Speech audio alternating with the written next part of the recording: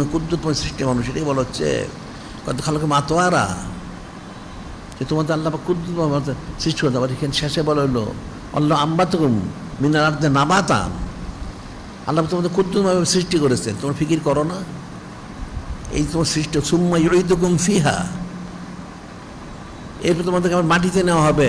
তুমি এটা চিন্তা করো, তুমি মারা যাবে, ইন্তেকাল করবে, ইন্তেকাল তোমার দাফন করা হবে, তুমি জমিনে থাকতে পারবে না। দেখো না একটা মানুষ মারা গেলে কি করে, নিশ্চয় কম বেশি সবার জানা আছে। একজন মানুষ ইন্তেকাল করে, একটা লোক চলাচল করে, ওঠা বসা করে, খাওয়া দাওয়া করে, হঠাৎ সে মারা গেল। এখন মারা গেলে এখন কী করবে?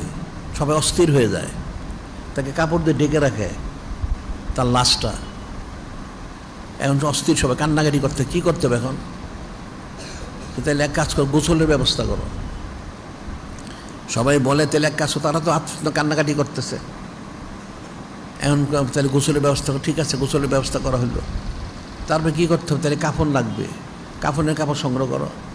এখন কাফনের কাপড় নিয়ে আসলো, পড়াও, ঠিক আছে পড়াইলো। তো কী করতে হবে এখন? এখন তো জানাজা নামাজ পড়তে হবে, ঠিক আছে তাহলে ব্যবস্থা করা হোক। তো ব্যবস্থা, তারপরে কী করতে হবে? দাফন করতে হবে। কোথায় দাফন করতে হবে? কবরস্থানে। তাহলে কবর খুঁড়তে বলো, কবর খুললো। এখন তারা সবাই নিয়ে গেল, নিয়ে গিয়ে লোকটাকে এখন কবরে তর্তিব মতো রাখবে, সে কবরটা ফেলে দিবে না, কবরে রাখতে হবে। কবরটা ঠিকমতো গর্ত করতে হবে, খুঁড়তে হবে, এরপর কবরে তাকে রাখবে। কবর রাখলেই তো চলবে না, মাটি দিতে হবে। কীভাবে মাটি দিবে? কবরের উপরে একটা ছাউনি দাও, একটা ছাউনি দিতে হবে। কেউ বেড়ার ছাউনি দেয়, নানার ছাউনি দেয়, বাঁশ গেড়ে তার মধ্যে, যাতে মাটিগুলি তার শরীরে সরাসরি না লাগে। একটা মানুষকে যে দাফন করা হয় যেন মাটিটা তার শরীরে না পড়ে, এবং এতটুক ফাঁক রাখা হয় যেন সে এখানে দাঁড়াইতে পারে, যেন আর বসতে পারে। তার বসার মতো ব্যবস্থা রেখে তাকে ওই বাঁশের ইয়েগুলি, কঞ্চিগুলি দেওয়া হয়, এরপরে ওখানে চাটাই দেওয়া হয়, এরপরে মাটিটা দেওয়া হয়। তখন সব মাটি দেওয়া হয়ে গেল, সবাই তখন বাড়িতে রওনা হয়ে গেল। সে কিন্তু হাদিস রয়ে গেছে, এই লোকটা যে দাফন করে সে আওয়াজ শুনতে থাকে, তার আত্মীয় সব চলে যাচ্ছে, তার পায়ের জুতার আওয়াজ শোনে, চলে যাচ্ছে। যখন চলে যায়, এখন এটা বলা হয় যে 40 একটা নির্দিষ্ট সময়, তখন ওই দুজন ফেরেশতা আসেন, মুনকার নাকির ফেরেশতা আসেন, এসে তাকে বসান, তুলে বসো, ওঠো। যদি সে নেককার হয়, তার মন হবে যে সে বোধহয় আসর নামাজের রক্ত হয়ে গেছে, নামাজের রক্ত শেষ হয়েছে, সে বলে আমাকে নামাজের সময় দেয়, নামাজ পড়েন, তারপর কথা।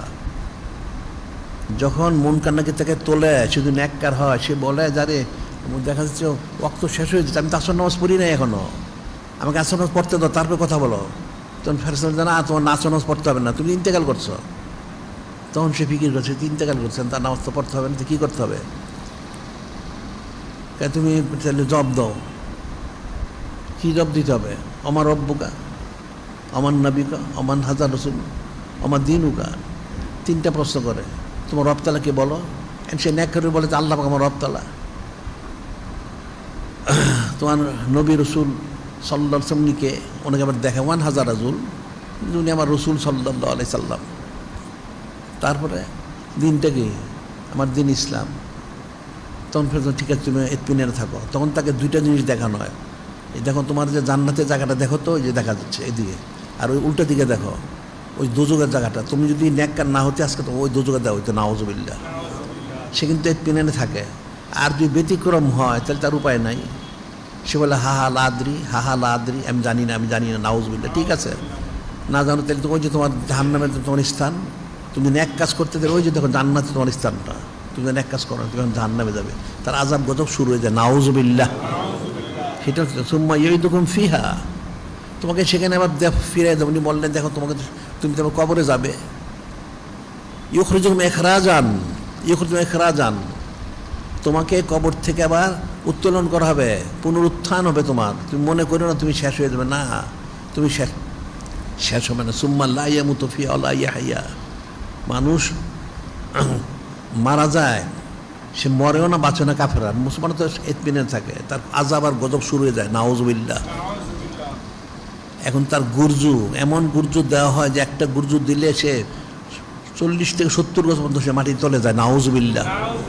এমন বিকট সে আওয়াজ করে, একমাত্র জিন ইনসানরা সবাই শোনে। এই জন্য দেখবো অনেক সময় অনেক কবরস্থানে আশেপাশে কোনো পশু থাকে না। এরকম হয়তো এখন আছে কিনা জানি না, এরকম অনেক কিতাবে পাওয়া গেছে যে অনেক কবরস্থানে আশেপাশে পশু যায় না। কেন? ওই যে আজাব গজবে পশুকে বরদাস্ত করতে হবে, পালায় যায় পশু। একটা পশুকে বাধা হয়েছিল এক কবরস্থানে, সে পাগলের মতো রশিটা ছিঁড়ে সে পালায় গেছে, যদ্দূর তারপরে যাওয়া সম্ভব। তাই আজাব গজব তো শুরু হয়ে যায়, মানুষ যিনি চান শোনে কিন্তু তাদের আজাব গজব হয়। তা আল্লাহ পাক তো সব দিচ্ছেন তোমাদেরকে, তো